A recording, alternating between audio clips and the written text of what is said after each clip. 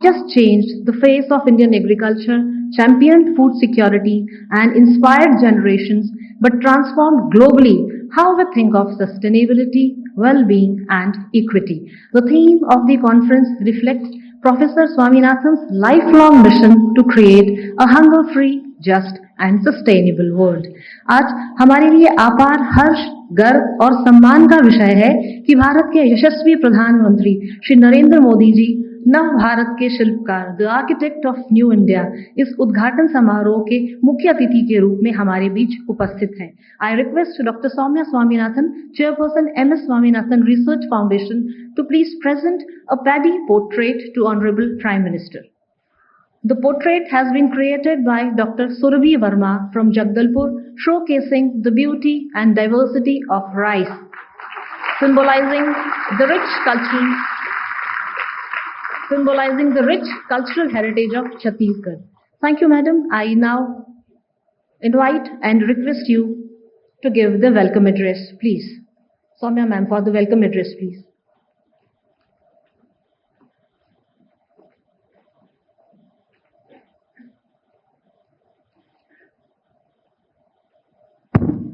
Namaskar and good morning. It is with immense joy and deep gratitude that I welcome you all to this landmark occasion, the centenary of Professor MS Swaminathan. First, I would like to express my heartfelt gratitude to the Honorable Prime Minister, Shri Narendra Modi ji, for gracing this occasion, because his presence here amongst us sends a very powerful message that science today is critical for India's development, all kinds of science, including agricultural research.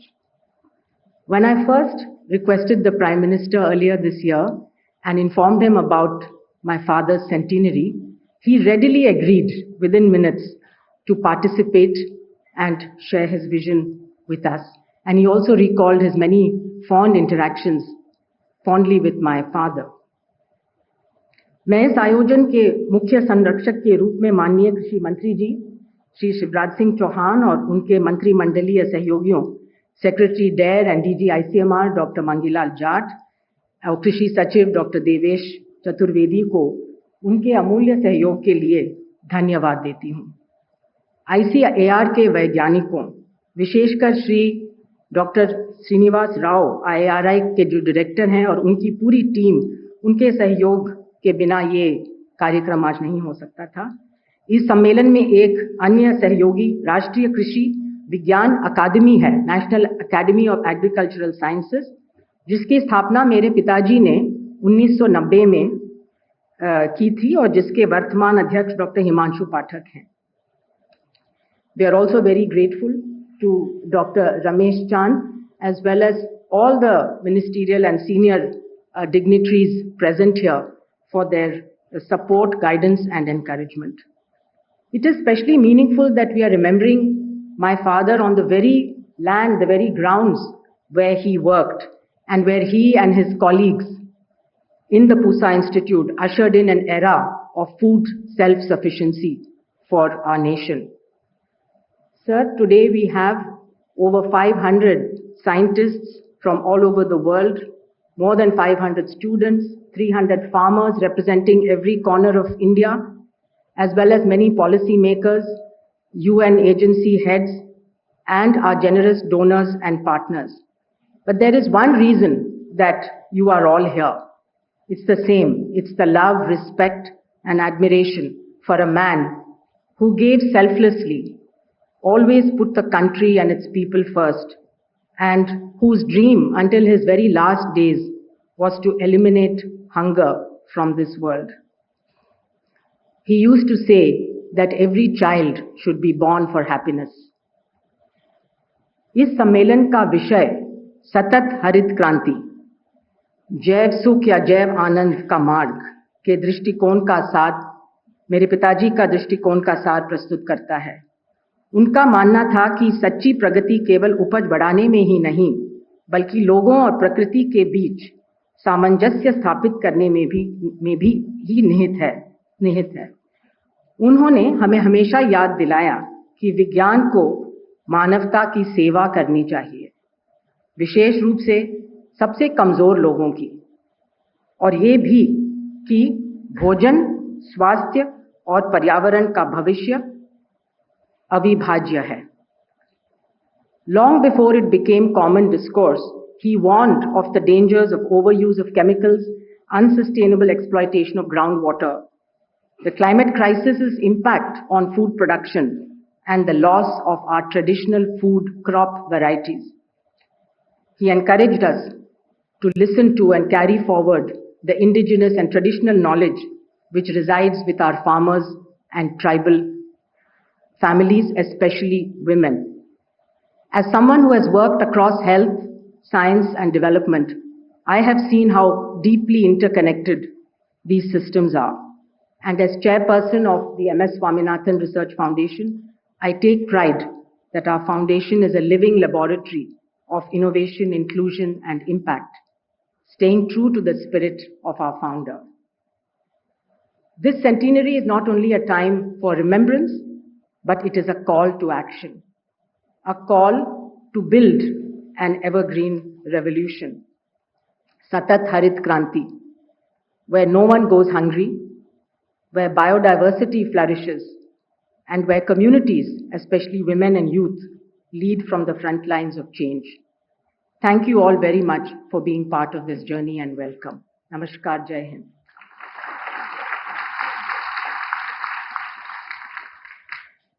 आपके स्वागत अभिभाषण हेतु बहुत बहुत धन्यवाद madam. अब मैं विनम्र निवेदन करती हूँ परम आदरणीय श्री शिवराज सिंह चौहान जी, माननीय केंद्रीय कृषि एवं किसान कल्याण मंत्री भारत सरकार से, कि इस अवसर पर कृपया अपने बहुमूल्य एवं प्रेरणादायक विचार हम सभी के साथ साझा करें।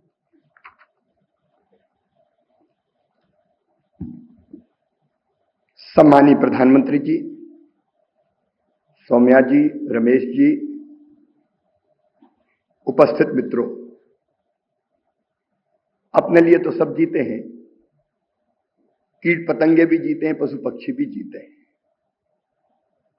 अपने लिए जिए तो क्या जिए, तू जी ए दिल जमाने के लिए। जीवन वास्तव में उसका होता है जो देश के लिए जीता है, समाज के लिए जीता है, औरों के लिए जीता है, दुनिया के लिए जीता है। और ऐसे ही एक व्यक्तित्व थे श्रद्धेय स्वामीनाथन जी। 1942-43 में बंगाल के अकाल के कारण जब लाखों लोग भुखमरी के कगार पर पहुंच गए थे, तब उनका हृदय व्यथित हो गया था और तब उनने अपने आप को समर्पित कर दिया खेती के लिए, किसानी के लिए और भूखमरी मिटाने के लिए। और उसके बाद जो हुआ, यहां बैठे सब लोग जानते हैं, बताने की आवश्यकता नहीं है। मैं केवल इतना स्मरण दिलाना चाहता हूं कि 1966 में मैक्सिको से 18,000 टन मैक्सिकन गेहूं आया था, जिसको मिश्रित करके पंजाब की किस्मों के साथ एक नई संकर किस्म गेहूं की विकसित की थी।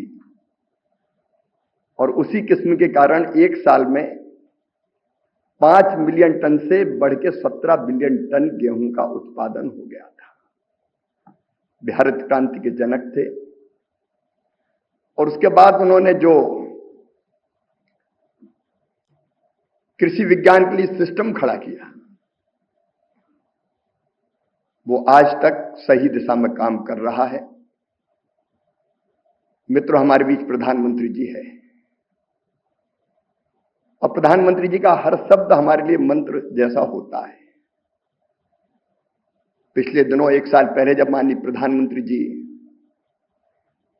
इस पूसा कॉम्प्लेक्स में पधारे थे, तब उन्होंने हमें कहा था, लैब टू लैंड जोड़ो। विज्ञान और किसान जब तक नहीं मिलेंगे, तब तक खेती सही दिशा में चलेगी नहीं। और उन्हीं की प्रेरणा से एक नहीं, अनेकों अभियान चल रहे हैं आज। उसमें एक आधुनिक कृषि चौपाल और दूसरा विकसित कृषि संकल्प अभियान चला था, जिसमें 2170 टीमें वैज्ञानिकों की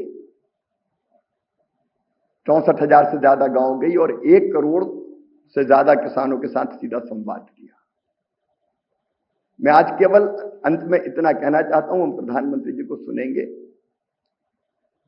कि जहां तक भारत का सवाल है, आज हम राइस के मामले में सरप्लस है, रखने की जगह नहीं है। गेहूं में हम आत्मनिर्भर हैं और प्रधानमंत्री जी के नेतृत्व में आज 80 करोड़ लोगों को निःशुल्क राशन देने का काम हो रहा है। अब देश में कोई भूखा नहीं है, लेकिन मुझे लगता है कि यहां जो वैज्ञानिक बैठे हैं, विशेषकर विकसित कृषि संकल्प अभियान में भी जो बात उभर कर सामने आई, दलहन और तिलहन में अभी पर हेक्टर प्रोडक्शन में हम पीछे हैं। तो हमारे सोच की दिशा ये हो, सोयाबीन हो, मूंगफली हो, सरसों हो, तिल हो या चना, मसूर, उड़द, अरहर हो, उसमें उत्पादन कैसे बढ़े। इस दिशा में प्रधानमंत्री जी के नेतृत्व में अनेकों कदम हम उठा रहे हैं, लेकिन जो दिशा स्वामीनाथन जी ने दिखाई, उसके कारण न केवल भारत बल्कि उन्होंने वसुधैव कुटुंबकम के भाव को अंगीकार करके दुनिया की सेवा की। मैं उनके चरणों में प्रणाम करता हूं और उनके बताए हुए रास्ते पर चल के हम देश और दुनिया को भी, क्योंकि भारत केवल भारत नहीं है, विश्व बंधु भी है, दुनिया के लिए भी काम करता है प्रधानमंत्री जी के नेतृत्व में, तो दुनिया में भूख और अभाव नहीं रहने देंगे। लेकिन एक बात जो हरित क्रांति की कही, एवरग्रीन रेवोल्यूशन, वो भी ध्यान में रखना है मित्रों। प्रधानमंत्री जी के नेतृत्व में एक प्राकृतिक कृषि मिशन लॉन्च हुआ है और उस पर हम तेजी के साथ काम कर रहे हैं, इसलिए कि ये धरती आने वाली पीढ़ियों के लिए भी अन्न, फल और सब्जी उपजाती रहे। उस दिशा में भी हम लोग गंभीरता से वैज्ञानिक दृष्टिकोण के साथ काम करेंगे। एक बार फिर स्वामीनाथन जी के चरणों में प्रणाम है। समय नदी की धार के जिसमें सब बह जाया करते हैं, लेकिन कुछ ऐसे होते हैं इतिहास बनाया करते हैं। उन्होंने एक नया इतिहास दुनिया से भुखमरी मिटाने के लिए बनाने का जो काम किया है, उसके लिए सत सत नमन, धन्यवाद।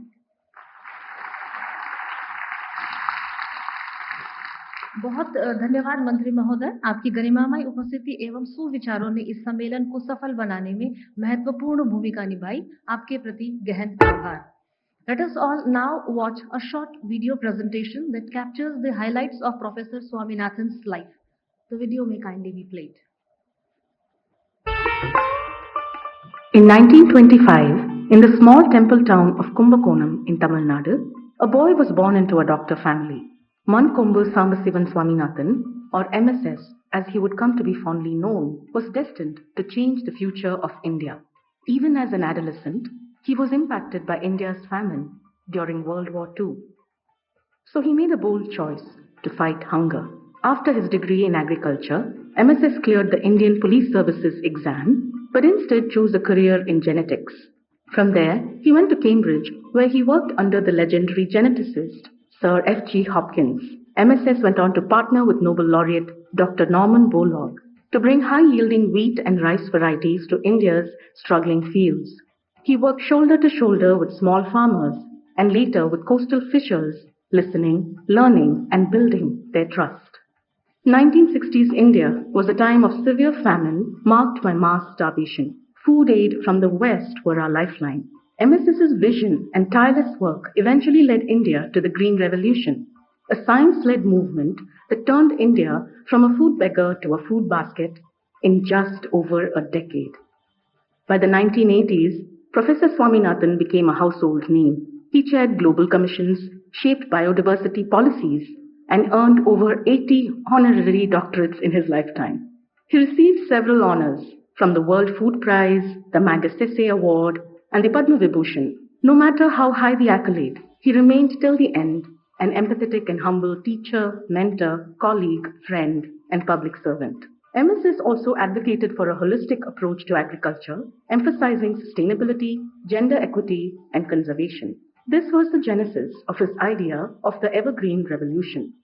In 1988, he founded the MS Swaminathan Research Foundation, an organization that has grown to be a powerful bridge between science and society, working on a range of issues like biodiversity conservation, regenerative agriculture, climate resilience, and more. His wife and noted social activist, the late Meena Swaminathan, played a key role in infusing a strong gender lens to the work of the foundation.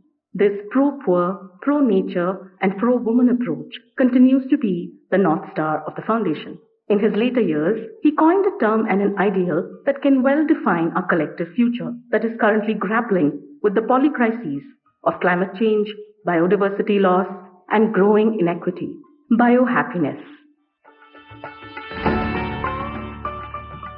The joy that comes from living in harmony with nature and from ensuring the equitable use of our biological or natural resources. Our major aim is to integrate the principles of environmental sustainability and social equity into all aspects of technology development and dissemination.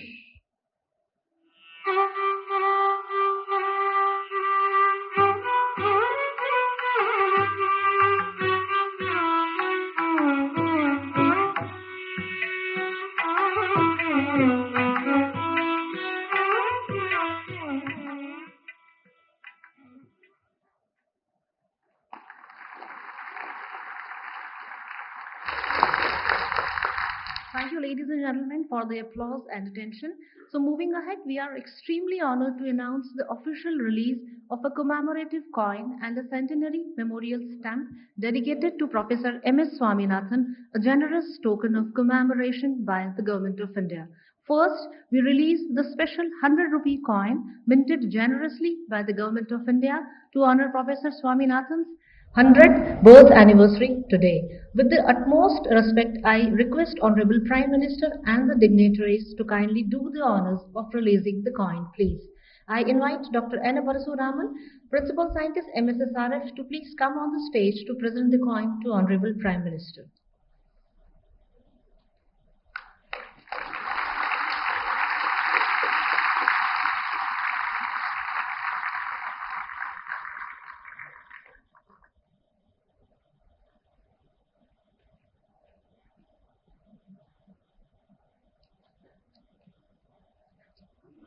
Next, we are honored to release the centenary commemorative stamp issued by the Postal Department to mark Professor Swaminathan's achievement.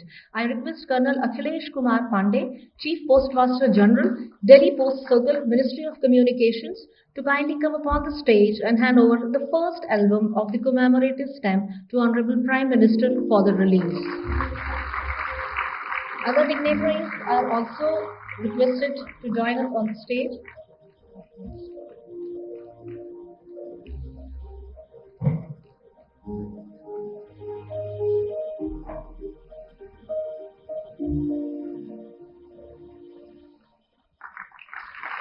Thank you all.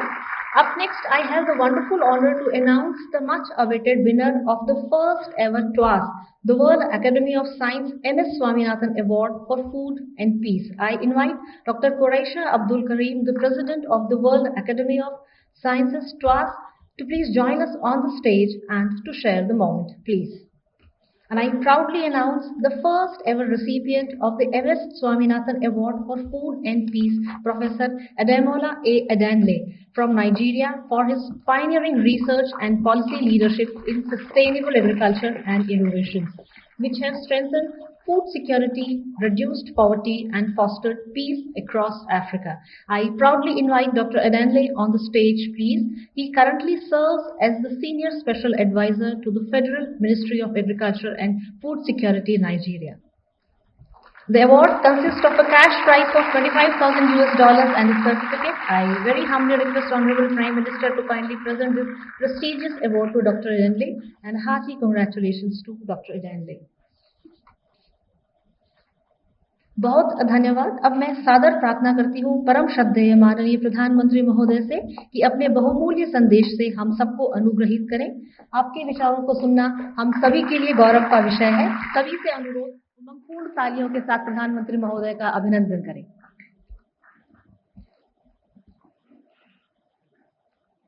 मंत्रिमंडल के मेरे सहयोगी, शिवराज सिंह चौहान जी, MS Swaminathan research foundation की chairperson doctor Soumya Swaminathan जी, नीति आयोग के सदस्य doctor Ramesh Chand ji, मैं देख रहा हूं स्वामीनाथन जी के परिवार के भी सभी जन यहां मौजूद है, तो उनको भी प्रणाम करता हूं। सभी साइंटिस्ट, अन्य महानुभाव, देवी और सज्जनों, कुछ व्यक्तित्व ऐसे होते हैं जिनका योगदान किसी एक कालखंड तक सीमित नहीं रहता, किसी एक भूभाग तक सीमित नहीं रहता। प्रोफेसर MS स्वामीनाथन ऐसे ही महान वैज्ञानिक थे, मां भारती के सपूत थे। उन्होंने विज्ञान को जन सेवा का माध्यम बनाया। देश की खाद्य सुरक्षा को, फूड सिक्योरिटी को उन्होंने अपने जीवन का ध्येय बना लिया। उन्होंने वो चेतना जागृत की जो आने वाली कई सदियों तक भारत की नीतियां और प्राथमिकताओं को दिशा देती रहेगी। मैं आप सभी को स्वामीनाथन जन्म शताब्दी समारोह की शुभकामनाएं देता हूं। साथियों, आज 7 अगस्त नेशनल हैंडलूम डे भी है।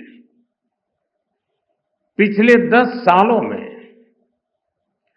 हैंडलूम सेक्टर को देश भर में नई पहचान और ताकत मिली है। मैं आप सभी को हैंडलूम सेक्टर से जुड़े लोगों को राष्ट्रीय हथकरघा दिवस की बधाई देता हूं। साथियों, डॉक्टर स्वामीनाथन के साथ मेरा जुड़ाव कई वर्षों पुराना था। गुजरात की पहले की स्थितियां बहुत लोगों को पता है। पहले वहां सूखे और चक्रवात की वजह से कृषि पर काफी संकट रहता था। कच्छ का रेगिस्तान बढ़ता चला जा रहा था। जब मैं मुख्यमंत्री था तो उसी दौरान हमने सॉइल हेल्थ कार्ड योजना पर काम शुरू किया। मुझे याद है प्रोफेसर स्वामीनाथन ने उसमें बहुत ज्यादा इंटरेस्ट दिखाया। उन्होंने खुले दिल से हमें सुझाव दिया, हमारा मार्गदर्शन किया। उनके योगदान से इस पहल को जबरदस्त सफलता भी मिली। करीब 20 साल हुए जब मैं तमिलनाडु में उनके रिसर्च फाउंडेशन के सेंटर पर गया था। साल 2017 में मुझे उनकी लिखी किताब the quest for a world without hunger उसको रिलीज करने का मौका मिला था। साल 2018 में जब वाराणसी में इंटरनेशनल राइस रिसर्च इंस्टीट्यूट के रीजनल सेंटर का उद्घाटन हुआ तो भी उनका मार्गदर्शन हमें मिला। उनसे हुई हर मुलाकात मेरे लिए एक लर्निंग एक्सपीरियंस होती थी। उन्होंने एक बार कहा था, science is not just about discovery but delivery. और उन्होंने इसे अपने कार्यों से सिद्ध किया। वो केवल रिसर्च नहीं करते थे बल्कि खेती के तौर तरीके बदलने के लिए किसानों को प्रेरित भी करते थे। आज भी भारत के एग्रीकल्चर सेक्टर में उनकी अप्रोच, उनके विचार हर तरफ नजर आते हैं। वो सही मायने में मां भारती के रत्न थे। मैं इसे अपना सौभाग्य मानता हूं कि डॉक्टर स्वामीनाथन को हमारी सरकार में भारत रत्न से सम्मानित करने का सौभाग्य मिला। साथियों, डॉक्टर स्वामीनाथन ने भारत को खाद्यान्न में आत्मनिर्भर बनाने का अभियान चलाया, लेकिन उनकी पहचान हरित क्रांति से भी आगे बढ़कर थी। वो खेती में केमिकल के बढ़ते प्रयोग और मोनोकल्चर फार्मिंग के खतरों से किसानों को लगातार जागरूक करते रहे। यानी एक तरफ वो ग्रेन प्रोडक्शन बढ़ाने का प्रयास कर रहे थे और साथ ही उन्हें एनवायरमेंट की, धरती मां की भी चिंता थी। दोनों के बीच संतुलन साधने और चुनौतियों का समाधान करने के लिए उन्होंने एवर ग्रीन रिवॉल्यूशन का कंसेप्ट दिया। उन्होंने बायो विलेज का कंसेप्ट दिया, जिसके जरिए गांव के लोगों और किसानों का सशक्तिकरण हो सकता है। उन्होंने कम्युनिटी सीड बैंक और अपॉर्चुनिटी क्रॉप्स जैसे आइडियाज को बढ़ावा दिया।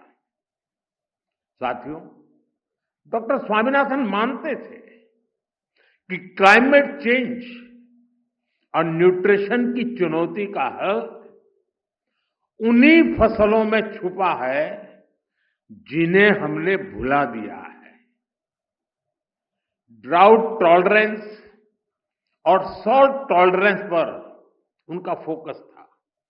उन्होंने मिलेट, श्री अन्न पर उस समय काम किया जब मिलेट्स को कोई पूछता नहीं था। डॉक्टर स्वामीनाथन ने वर्षों पहले ये सुझाव दिया था कि मैंग्रोव की जेनेटिक क्वालिटी को धान में ट्रांसफर किया जाना चाहिए। इससे फसलें भी जलवायु के अनुकूल बनेगी। आज जब हम क्लाइमेट एडेप्शन की बात करते हैं तो महसूस होता है कि वो कितना आगे की सोचते थे। साथियों, आज दुनिया भर में बायोडायवर्सिटी को लेकर चर्चा होती है। इसे सुरक्षित रखने के लिए सरकारें अनेक कदम उठा रही हैं, लेकिन डॉक्टर स्वामीनाथन ने एक कदम आगे बढ़ते हुए बायो हैप्पीनेस का आइडिया दिया। आज हम यहां इसी आइडिया को सेलिब्रेट कर रहे हैं। डॉक्टर स्वामीनाथन कहते थे कि बायोडायवर्सिटी की ताकत से हम स्थानीय लोगों के जीवन में बहुत बड़ा बदलाव ला सकते हैं। लोकल रिसोर्सेज के इस्तेमाल से लोगों के लिए आजीविका के नए साधन बना सकते हैं। और जैसा उनका व्यक्तित्व था, अपने आइडियाज को वो जमीन पर उतारने में माहिर थे। अपने रिसर्च फाउंडेशन के द्वारा उन्होंने नई खोजों का लाभ किसानों तक पहुंचाने का निरंतर प्रयास किया। हमारे छोटे किसान, हमारे मछुआरे भाई बहन, हमारे ट्राइबल कम्युनिटी, इन सबको उनके प्रयासों से बहुत लाभ हुआ है। साथियों, आज मुझे इस बात की विशेष खुशी है कि प्रोफेसर स्वामीनाथन की विरासत को सम्मान देने के लिए MS Swaminathan award for food and peace शुरू हुआ है। ये इंटरनेशनल अवार्ड विकासशील देशों के उन व्यक्तियों को दिया जाएगा जिन्होंने फूड सिक्योरिटी की दिशा में बड़ा काम किया है। फूड एंड पीस भोजन और शांति का रिश्ता जितना दार्शनिक है उतना ही प्रैक्टिकल भी है। हमारे यहां उपनिषदों में कहा गया है, अन्नम न निंद्यात् तद व्रतम, प्राणो वा अन्नम शरीरम अन्नादम, प्राणे शरीरम प्रतिष्ठितम। अर्थात हमें अन्न की, अनाज की अवहेलना या उपेक्षा नहीं करनी चाहिए। प्राण अर्थात जीवन अन्न ही है। इसलिए साथियों, अगर अन्न का संकट पैदा होता है तो जीवन का संकट पैदा होता है, और जब हजारों लाखों लोग के जीवन का संकट बढ़ता है तो वैश्विक अशांति भी स्वाभाविक है। इसलिए MS Swaminathan award for food and peace बहुत ही अहम है। मैं यह पहला अवार्ड पाने वाले नाइजीरिया के टैलेंटेड साइंटिस्ट प्रोफेसर आडेनले, उनको बहुत बहुत बधाई देता हूं। साथियों, आज भारतीय कृषि जिस ऊंचाई पर है वो देखकर डॉक्टर स्वामीनाथन जहां भी होंगे उन्हें गर्व होता होगा। आज भारत दूध, दाल और जूट के प्रोडक्शन में नंबर 1 है। आज भारत चावल, गेहूं, कपास, फल और सब्जी के उत्पादन में नंबर 2 पर है। आज भारत दुनिया का दूसरा सबसे बड़ा फिश प्रोड्यूसर भी है। पिछले साल भारत ने अब तक का सबसे ज्यादा फूड ग्रेन प्रोडक्शन किया है। ऑयल सीड्स में भी हम रिकॉर्ड बना रहे हैं। सोयाबीन, सरसों, मूंगफली सभी का उत्पादन रिकॉर्ड स्तर पर बढ़ा है। साथियों, हमारे लिए अपने किसानों का हित सर्वोच्च प्राथमिकता है।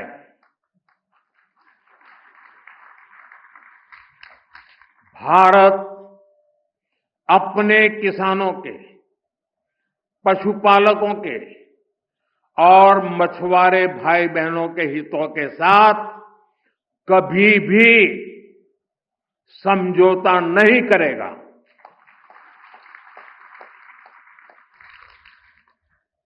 और मैं जानता हूं व्यक्तिगत रूप से मुझे बहुत बड़ी कीमत चुकानी पड़ेगी, लेकिन मैं इसके लिए तैयार हूं। मेरे देश के किसानों के लिए, मेरे देश के मछुआरों के लिए, मेरे देश के पशुपालकों के लिए आज भारत तैयार है।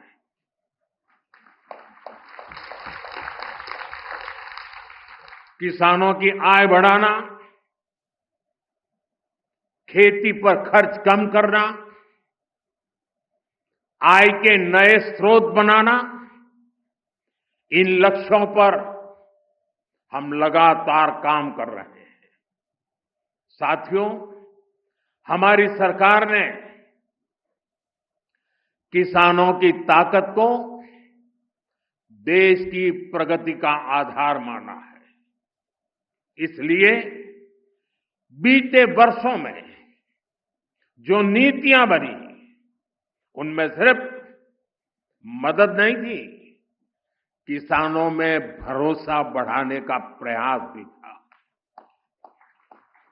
पीएम किसान सम्मान निधि से मिलने वाली सीधी सहायता ने छोटे किसानों को आत्मबल दिया है।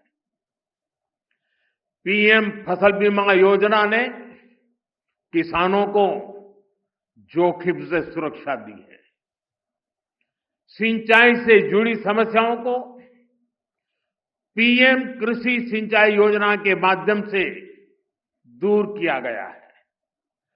10,000 एफपीओस के निर्माण ने छोटे किसानों की संगठित शक्ति बढ़ाई है। कोऑपरेटिव्स और सेल्फ हेल्प ग्रुप्स को आर्थिक मदद ने ग्रामीण अर्थव्यवस्था को नई गति दी है। ई नाम की वजह से किसानों को अपनी उपज बेचने की आसानी हुई है। पीएम किसान संपदा योजना ने नई फूड प्रोसेसिंग यूनिट्स भंडारण के अभियान को भी गति दी है। हाल ही में पीएम धन धान्य योजना को भी मंजूरी दी गई है। इसके तहत उन 100 डिस्ट्रिक्ट को चुना गया है जहां खेती पिछड़ी रही। यहां सुविधाएं पहुंचाकर, किसानों को आर्थिक मदद देकर खेती में नया भरोसा पैदा किया जा रहा है। साथियों, 21वीं सदी का भारत विकसित होने के लिए पूरी जी जान से जुटा है और ये लक्ष्य हर वर्ग, हर प्रोफेशन के योगदान से ही हासिल होगा। डॉक्टर स्वामीनाथन से प्रेरणा लेते हुए अब देश के वैज्ञानिकों के पास एक बार फिर इतिहास रचने का मौका है। पिछली पीढ़ी के वैज्ञानिकों ने फूड सिक्योरिटी सुनिश्चित की। अब न्यूट्रिशनल सिक्योरिटी पर फोकस करने की आवश्यकता है।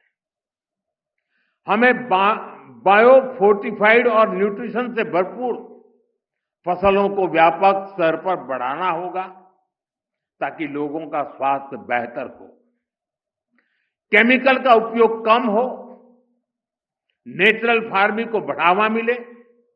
इसके लिए हमें अधिक तत्परता दिखानी होगी। साथियों, क्लाइमेट चेंज से जुड़ी चुनौतियों से आप भली भांति परिचित हैं। हमें क्लाइमेट रेजिलिएंट क्रॉप्स की ज्यादा से ज्यादा वैरायटीज को विकसित करना होगा। ड्राउट टॉलरेंट, हीट रेजिस्टेंट और फ्लड एडेप्टिव फसलों पर फोकस करना होगा। फसल चक्र कैसे बदला जाए, किस मिट्टी के लिए क्या उपयुक्त है, उस पर अधिक रिसर्च होनी चाहिए। इसके साथ ही हमें सस्ते सॉइल टेस्टिंग टूल्स और न्यूट्रिएंट मैनेजमेंट के तरीके से उसको भी विकसित करने की आवश्यकता है। साथियों, हमें सोलर पावर्ड माइक्रो इरिगेशन की दिशा में और ज्यादा काम करने की आवश्यकता है। ड्रिप सिस्टम और प्रिसिशन इरिगेशन को हमें ज्यादा व्यापक और असरदार बनाना होगा। क्या हम सैटेलाइट डेटा, एआई और मशीन लर्निंग को जोड़ सकते हैं?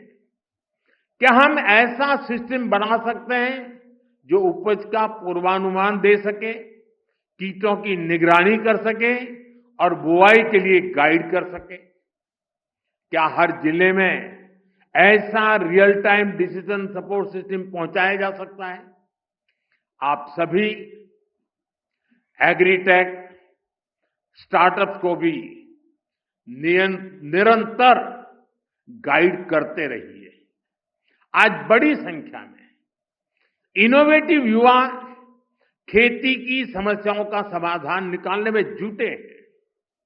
अगर आप जो अनुभवी लोग हैं, आप अगर लोग उन्हें गाइड करेंगे तो उनके बनाए प्रोडक्ट ज्यादा प्रभावशाली होंगे और यूजर फ्रेंडली होंगे। साथियों, हमारे किसान और हमारे किसान समुदायों के पास पारंपरिक ज्ञान का खजाना है।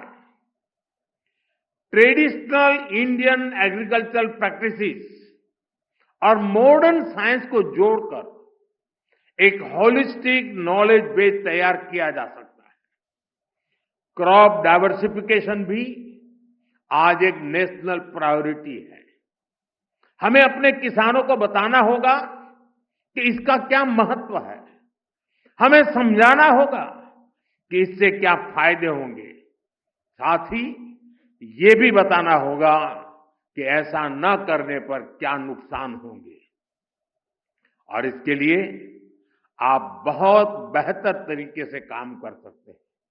साथियों, पिछले साल जब मैं 11 अगस्त को यहां पूसा कैंपस में आया था तो कहा था कि एग्रीकल्चर टेक्नोलॉजी को लैब से लैंड तक पहुंचाने के लिए प्रयास बढ़ाएं। मुझे खुशी है कि मई जून के महीने में विकसित कृषि संकल्प अभियान चलाया गया। पहली बार देश के 700 से ज्यादा जिलों में वैज्ञानिकों की करीब 2200 टीमों ने भाग लिया। 60,000 से ज्यादा कार्यक्रम किए। इतना ही नहीं, करीब करीब 1.25 करोड़ जागृत किसानों के साथ सीधा संवाद किया। हमारे वैज्ञानिकों का ज्यादा से ज्यादा किसानों तक पहुंचने का ये प्रयास बहुत ही सराहनीय है। साथियों, डॉक्टर एम.एस. स्वामीनाथन ने हमें सिखाया था कि खेती सिर्फ फसल की नहीं होती, खेती लोगों की जिंदगी होती है। खेत से जुड़े हर इंसान की गरिमा, हर समुदाय की खुशहाली और प्रकृति की सुरक्षा, यही हमारी सरकार की कृषि नीति की ताकत है। हमें विज्ञान और समाज को एक धागे में जोड़ना है। छोटे किसान के हितों को सर्वोपरि रखना है और खेतों में काम करने वाली महिलाओं को सशक्त करना है, एम्पावर करना है। हम इसी लक्ष्य के साथ आगे बढ़े। डॉक्टर स्वामीनाथन की प्रेरणा हम सभी के साथ है। मैं एक बार फिर आप सभी को इस समारोह की बहुत बहुत बधाई देता हूं। बहुत बहुत धन्यवाद।